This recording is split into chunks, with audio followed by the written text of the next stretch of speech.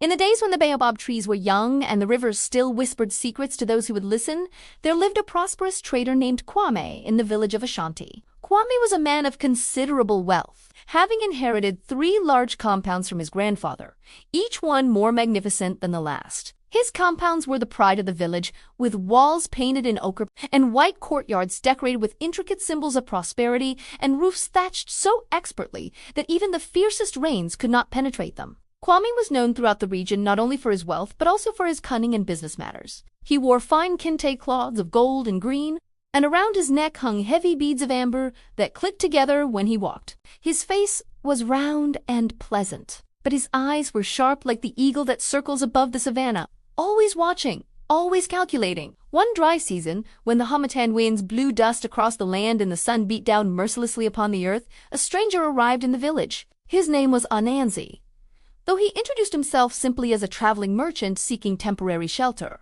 Anansi was thin and moved with a peculiar grace, his limbs seeming almost too long for his body. He wore a simple cloth wrapped around his waist and a cap woven from palm fruit. His skin was dark as midnight, and his smile revealed teeth that gleamed white in the sunlight. Anansi approached Kwame one afternoon as the trader sat beneath the great iroko tree in the village square, sipping palm wine from a calabash and discussing business with the elders. "Greetings, respected one," Anansi said, bowing low with his hands crossed over his chest in the traditional manner. "I have traveled far from the forest kingdoms of the West, and I seek a place to rest and conduct my trade. I hear that you, wise Kwame, have compounds available for rent."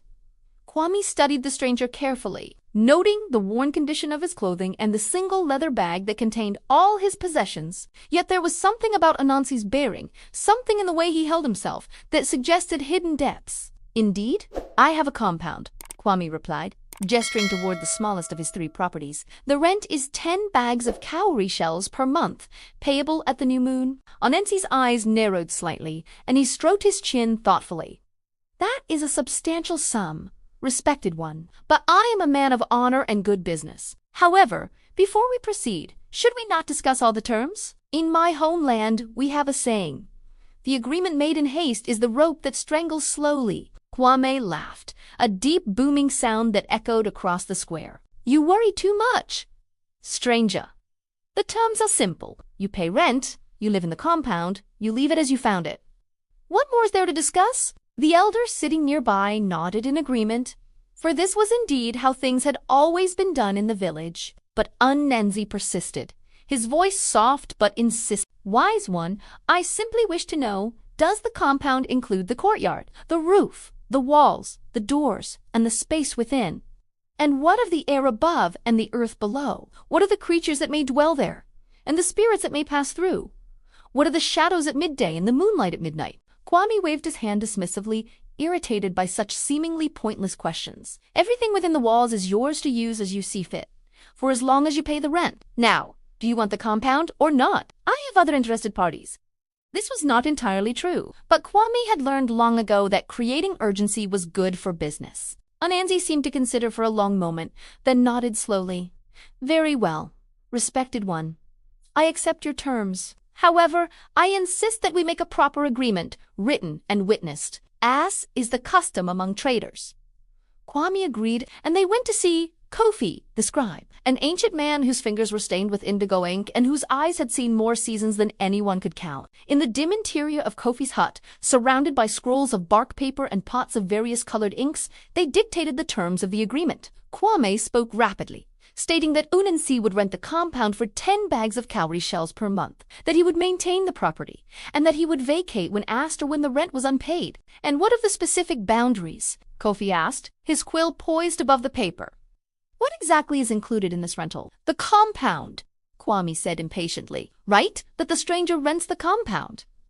But here was where Kwame made his fateful error. The error that would teach him a lesson handed down through generations. In his haste and his certainty, in his arrogance and his assumption that all understood exactly what he meant, he failed to specify one crucial detail. He did not define what happened when the full moon rose, when the veil between the visible and invisible worlds grew thin, when the ancestors walked and the spirits danced. The agreement was signed with thumbprints dipped in red clay, witnessed by 3 elders, and sealed with honey to make it sweet and binding. Anansi paid his first month's rent in full, counting out the shells with meticulous care, and moved into the compound that very evening.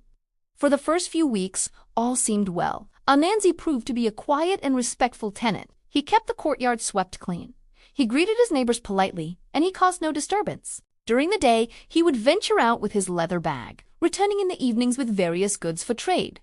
Fine cloth, carved masks, strings of beads, and packets of rare herbs. Kwame congratulated himself on finding such an excellent tenant and spent the rent money freely, purchasing new goats and another wife. But then came the night of the full moon, that great silver eye that watches over the earth and pulls at the tides of both ocean and spirit. The moon rose huge and luminous over the village, bathing everything in its pale light. And that was when the strangeness began. The villagers who passed by Kwame's compound that night saw extraordinary things. They saw shadows moving within the courtyard, shadows that had no bodies to cast them. They heard music, drums, and rattles, and voices singing in languages unknown to human ears. They saw lights dancing like fireflies, but these lights were blue and green and purple, colors that natural fire never burns. Some swore they saw Anansi himself, but not as a man, rather as something else entirely.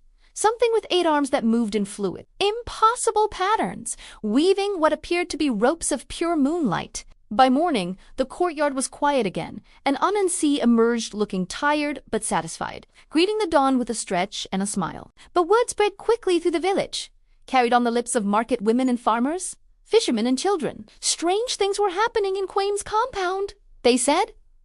Supernatural things, spirit things. Kwame heard these rumors and grew concerned. He went to the compound and demanded entry, but Unsansi met him at the gate with the agreement in hand. Respected landlord, Anansi said politely, I have paid my rent in full and on time. The agreement says I may use the compound as I see fit. I have broken nothing, stolen nothing, and disturbed nothing that belongs to you. By what right do you intrude upon my privacy? Kwame sputtered and argued, but the agreement was clear. He had rented Anansi the compound with no restrictions on how it could be used, as long as rent was paid and property was maintained. Frustrated, Kwame went to the village elders to plead his case. The elders gathered under the Iroko tree with Kwame on one side and Anansi on the other. The oldest among them, a woman named Ama, whose hair was white as cotton and whose wisdom was legendary, examined the agreement carefully. She read every word twice, holding the bark paper close to her failing eyes, her lips moving silently. Finally,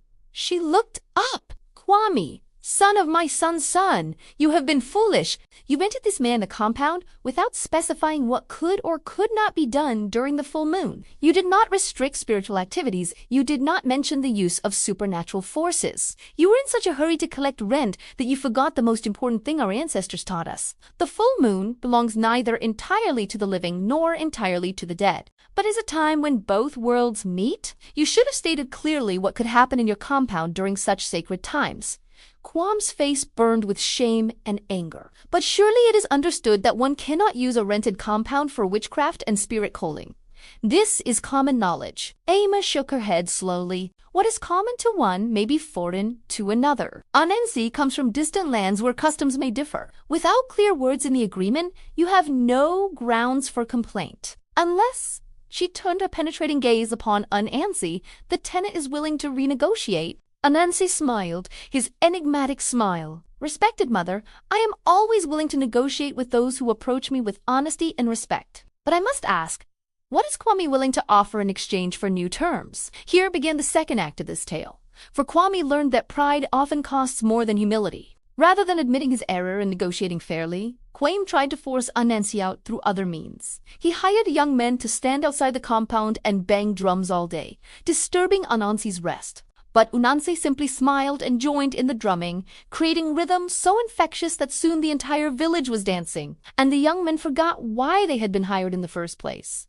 Kwame then tried to have the compound declared unsafe, claiming the walls were unstable. But when the village builder came to inspect, he found the walls stronger than they had been in years, as if they had been reinforced by invisible hands. Kwame spread rumors that Anansi was dangerous, but the villagers only grew more curious, and some began visiting Anansi to trade for his unusual goods and to ask for his help with problems that ordinary medicine could not solve. The full moons came and went, and with each one Anansi's power seemed to grow. The compound became a place of mystery and wonder.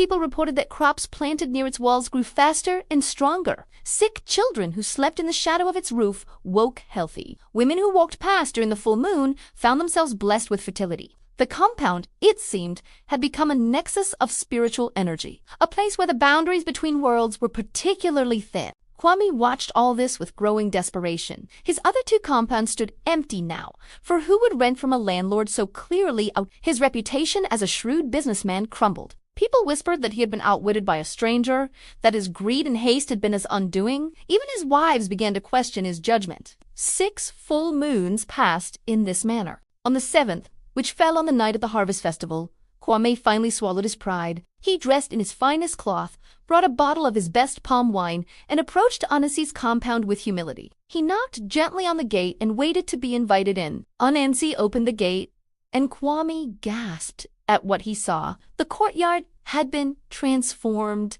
Where once there had been plain packed earth, now intricate patterns were drawn in colored sand, spiraling and intersecting in designs that seemed to move and shimmer in the fading light. Hanging from the walls were woven tapestries that depicted stories of the spirit world, images of gods and ancestors, animals, and humans living in harmony. In the center of the courtyard stood a loom, unlike any Kwame had ever seen, and upon it was stretched a cloth that appeared to be woven from moonbeams themselves, glowing with a soft silver light. "Welcome, respected landlord," Anyansi said, gesturing for Kwame to enter. "I have been expecting you." Kwame sat on the carved stool Anansi offered and accepted a cup of cool water. For a long moment, he said nothing, gathering his thoughts and his courage. Finally, he spoke. "I have come to apologize, Anansi, and to learn. I see now that I was foolish. In my eagerness to profit, I failed to take proper care in making our agreement. I failed to understand what I was really renting to you. Will you teach me what I should have asked?" Anansi's stern expression softened into a genuine smile. "Ah, now we can truly speak as men of business should. You see, Kwame, I am not merely a trader of goods. I am a weaver of stories, a keeper of wisdom, a bridge between the worlds of spirit and flesh. I am indeed Anansi, the spider, the trickster, the teacher. I came to your village not just seeking shelter, but seeking to teach a lesson that needed learning." He poured palm wine for them both and continued, "When you rent a space, wise landlord, you must consider not just the physical structure, but what that structure means in the larger web of existence. You must think about time as well as space. Day and night are different. Weekdays and sacred days are different. The full moon, in particular, is a powerful time when the rules of the ordinary world bend and shift. You should have asked, what happens during the full moon? What spirits might be invited? What ceremonies might be performed? What energies might be called upon?" Kwame listened intently, his earlier pride replaced by genuine curiosity. But how can one anticipate every possibility? How can an agreement cover every circumstance? "Ah," Anansi said, holding up one long finger. "That is the wisdom you must carry forward. You cannot anticipate everything, but you can ask questions. You can seek to understand who you are dealing with and what their needs might be. You can be specific about your concerns and your boundaries. An agreement is not just a list of payments and obligations. It is a relationship between two parties, built on mutual understanding and respect."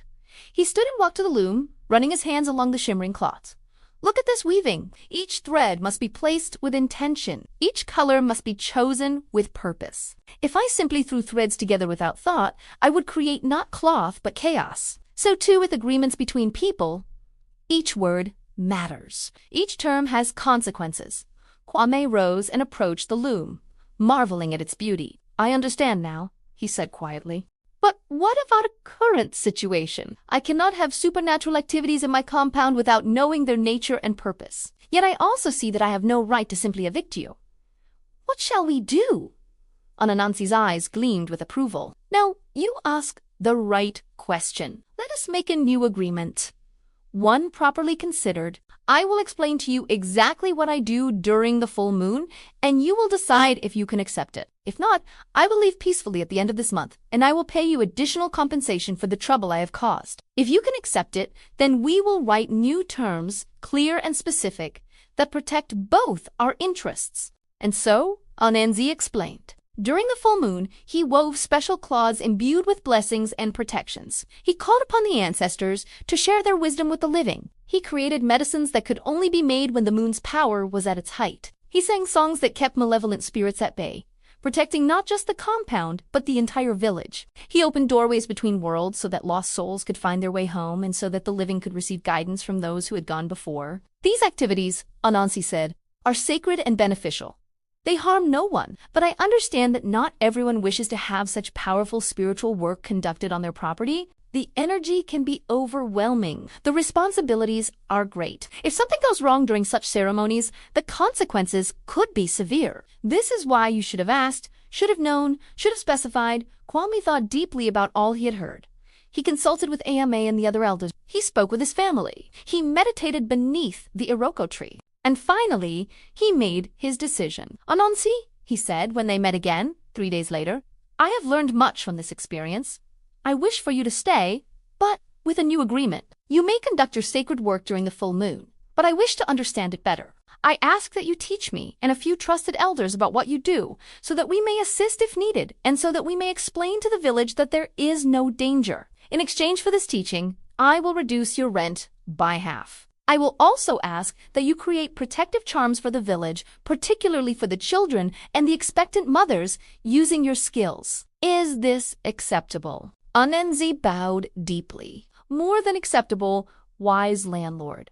You have learned the lesson I came to teach. A good agreement benefits both parties. A good agreement is specific but not restrictive. A good agreement anticipates problems but also creates opportunities. A good agreement is built on knowledge, respect, and mutual benefit. They called Kofi the scribe once more, and this time they crafted an agreement that would become famous throughout the region. It specified that Anansi rented the compound, including all buildings, courtyards, walls, and gates.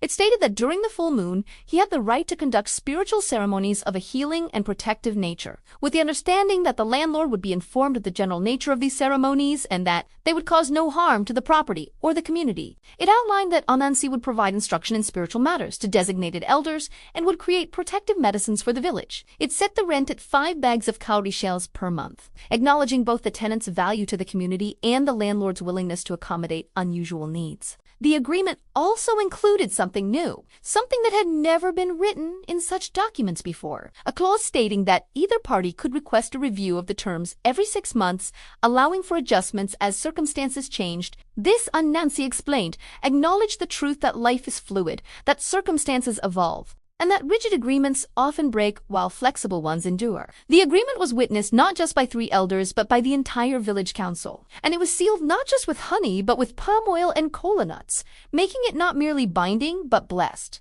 From that day forward, the relationship between Kwame and Anansi. Kwame became known not as the landlord who was outwitted, but as the wise man who learned from his mistakes and turned a difficult situation into a blessing for the entire community. People came from distant villages to study the agreement he and Anansi had crafted, using it as a model for their own contracts and arrangements. Anansi remained in the compound for many years, teaching the villagers about the spirit world, healing their sick, blessing their crops, and weaving his magical cloths. The compound became a place of pilgrimage, and Kwam's other properties were soon filled with people who wished to live near this sacred space. Kwam's wealth grew, but more importantly, his wisdom grew. As for Anansi, he eventually moved on, as is the nature of the spider, who must always be spinning new webs in new places. But before he left, he taught Kwame one final lesson. Remember, he said, that every interaction between people is an opportunity to weave understanding or to create tangles. The choice is always yours. Ask questions. Listen to answers. Be specific in your expectations. Be flexible in your accommodations. Honor both the letter of your agreements and the spirit in which they were made. Kwame carried these lessons with him for the rest of his days, and he passed them down to his children and his children's children. The story of the agreement of the forgotten moon became a teaching tale told throughout the land, reminding people that haste and assumption are the enemies of clarity, that every agreement must consider not just the obvious, but the subtle, not just the day-to-day, but the exceptional, not just the physical, but the spiritual. And to this very day, when people in that region draw up agreements for rent or trade or marriage or any important arrangement, they always include what they call the Anansi clause, a section that asks, What happens during the full moon? It is a reminder to consider the extraordinary along with the ordinary, to think about what happens when circumstances change, to remember that life contains both the seen and the unseen, the mundane and the magical. The moral of this tale, passed down through countless retellings around countless fires, is this: an agreement without full understanding is like a house without a roof. It may seem complete, but it will not protect you when the storm comes. Take time to ask questions. Take time to understand who you are dealing with. Take time to consider not just what is likely, but what is possible. For the world is full of mysteries, and the wise person acknowledges this in all their dealings. And also remember, when you make a mistake, as all people do, the measure of your character is not in the mistake itself, but in how you respond to it. Kwame could have continued in his pride and his anger, but instead he chose humility and learning. That choice transformed the disaster into a blessing, an enemy into a friend, and a foolish man into a wise one. So it is told, so it has been passed down, so may it be remembered. What happened when a rent agreement was signed without key information? A lesson was learned that enriched an entire community and echoes down through the generations, teaching us still